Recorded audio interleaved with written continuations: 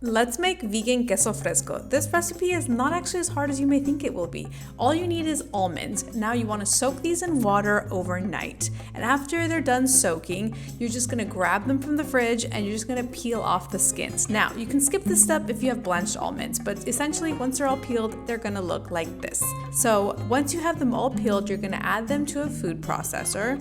Then you're going to add a tablespoon of neutral oil. Then you're going to add a teaspoon of lemon juice, a teaspoon of salt, the tiniest bit of garlic clove. Then you're going to blitz this all up. Oops, I almost forgot the nutritional yeast. This makes things taste cheesy, so make sure you add that. Once it looks like a ricotta / paste, you're going to add this to a cheesecloth and you're going to, treat it as if it were cheese. So you're going to roll it up, shape it into a ball, and then roll it up and squeeze all the extra moisture out. And you're going to leave this in the fridge overnight. I know it's a 3-day process, but I promise it's worth it.